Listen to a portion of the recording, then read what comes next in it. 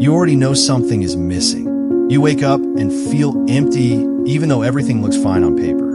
Your life checks the boxes, but your soul doesn't feel alive anymore. You make decisions, but you never really trust them. You listen to everyone around you, but nobody's words actually stick. Deep down, you know the answer is inside you somewhere. You just forgot how to listen to it. What if the path to that inner voice is simpler than you think? What if you've been walking past it your whole life? Here is the truth that most people never realize. Your inner wisdom is not something you need to find. It is already there. You were born with it. Every human being carries an inner compass that knows the right direction. Most of us just buried it under noise. Noise from other people's opinions. Noise from social media. Noise from fear and doubt and past failures. The work is not creating wisdom. The work is clearing away everything that blocks it. Think about this for a moment. When you were young, before the world told you who to be, you knew things. You knew what you loved. You knew what felt true. You knew what felt wrong. You did not need anyone to validate these feelings. They came from inside you with absolute clarity. Then slowly, year after year, you learned to doubt yourself. You learned that other people's opinions mattered more than your own knowing. You learned to question every instinct.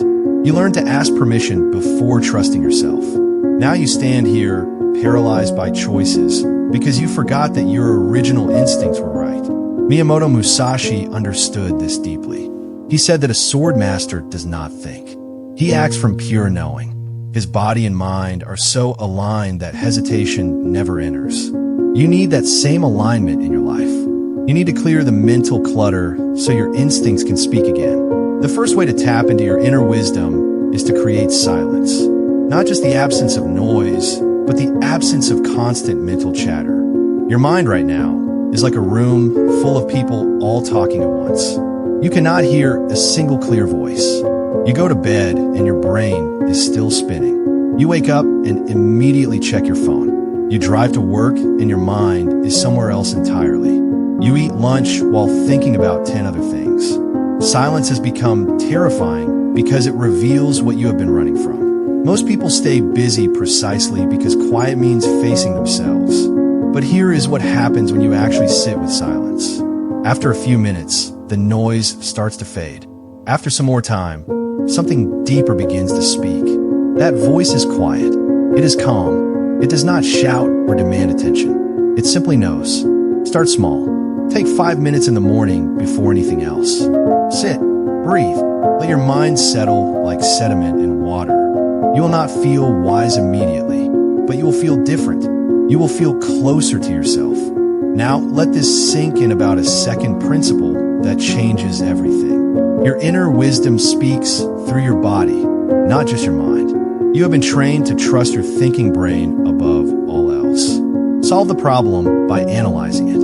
Make decisions by listing pros and cons. Stay safe by planning everything out. But your body knows things your mind has not figured out yet. Think about the times you ignored a feeling in your gut and regretted it. Think about when you felt uncomfortable around someone but could not explain why. Your body sensed danger that your logical mind did not process. Musashi talked about being in harmony with your whole self. Not just your intellect, but your instincts. Your intuition is the wisdom of your body speaking. When something feels wrong, it is wrong. When something feels right, it is right. Most people have learned to override these signals because logic feels safer.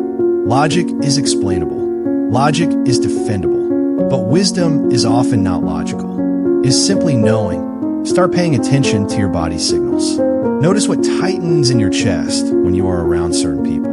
Notice what expands in your heart when you're doing certain things. These signals are not random. They are your inner wisdom trying to guide you. Learn to trust them before you trust any explanation your mind offers.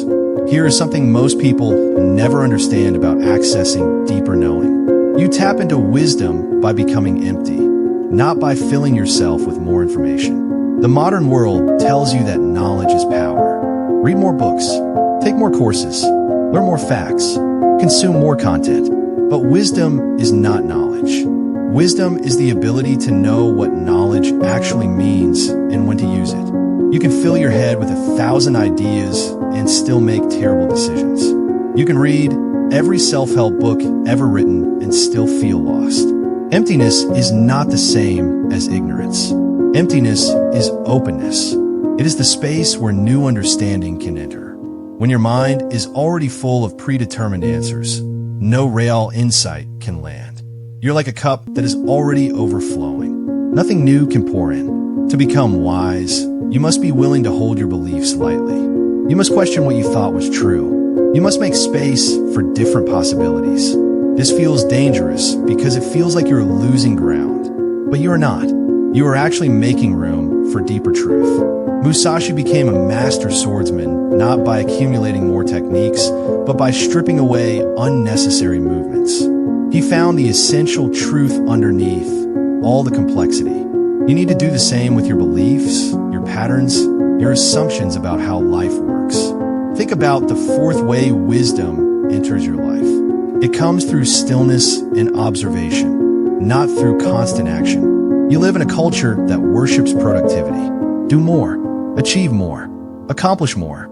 This creates a false sense that wisdom only comes from effort and strain. But some of our deepest insights have probably come when you were not trying. You were in the shower or taking a walk or lying in bed about to sleep.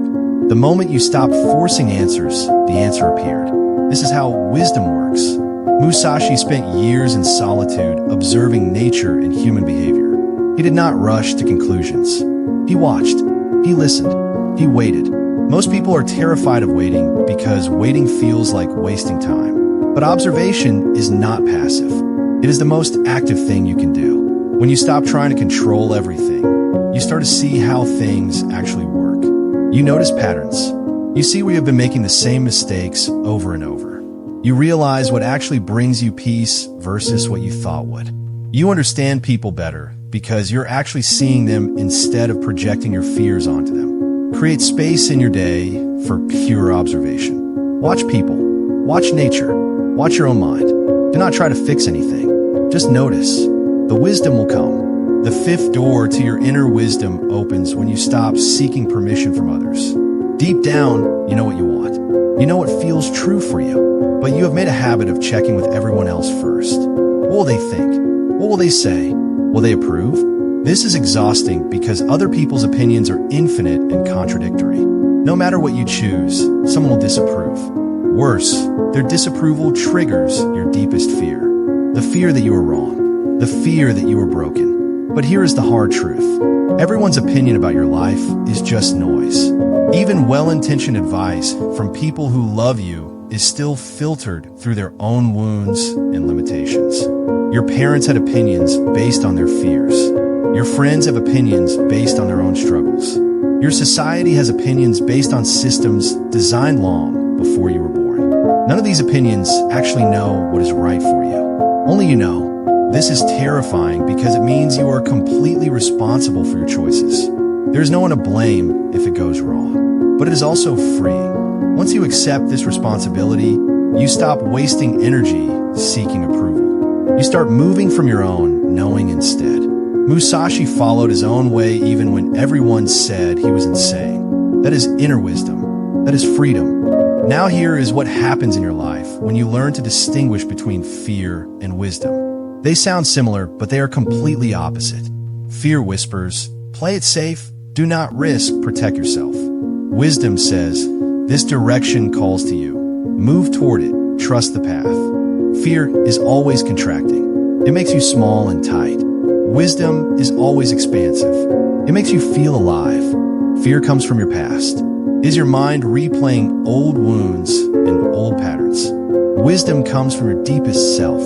It points toward growth even when the path is unclear. Most people confuse fear for wisdom all the time. They think they are being wise by staying in their comfort zone. They think they're being wise by not taking risks. But wisdom actually calls you toward your edge. It asks you to grow. It asks you to become more fully yourself. The difference is this. Fear makes you feel trapped. Wisdom makes you feel purposeful. Fear makes you doubt yourself. Wisdom makes you trust yourself even when you do not have all the answers. Start noticing which voice is actually speaking to you. When you want to change your job, is it fear or wisdom? When you want to end a relationship, is it fear or wisdom? When you want to pursue a dream, is it fear or wisdom? Learn this distinction and your choices will become clear. Think about the seventh aspect of inner wisdom. It deepens when you face your pain instead of running from it. Most of your life, you have been trying to escape discomfort. Uncomfortable emotions trigger escape responses. You reach for your phone. You start eating. You throw yourself into work. You find someone to complain to. These are all ways of not feeling what is actually there. But your pain contains information. It is showing you where you're stuck. It is showing you what you value. It is showing you where you need to grow.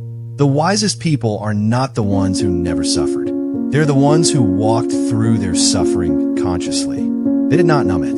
They did not run from it. They sat with it and learned from it. This is hard. This goes against everything your nervous system wants to do. But it is essential. When you avoid your pain, you stay trapped by it. When you face it, you integrate it. You become whole. You become wise. Create space to feel what is actually there without judgment. Sadness is okay. Anger is okay. Loneliness is okay.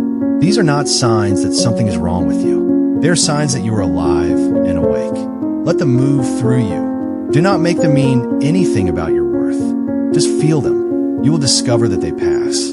And when they pass, something clearer remains. Here is the essence of living in alignment with your true self, presented as the eighth and final door to inner wisdom. Wisdom becomes meaningful only through action. Without it, it remains mere philosophy. True transformation occurs through your choices and actions.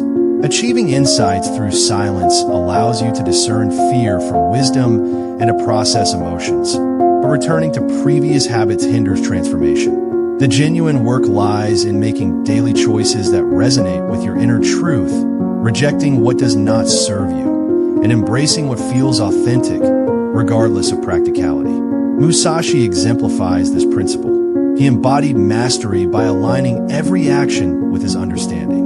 Real inner wisdom is not about constant peace or ease, but about no longer feeling estranged from oneself.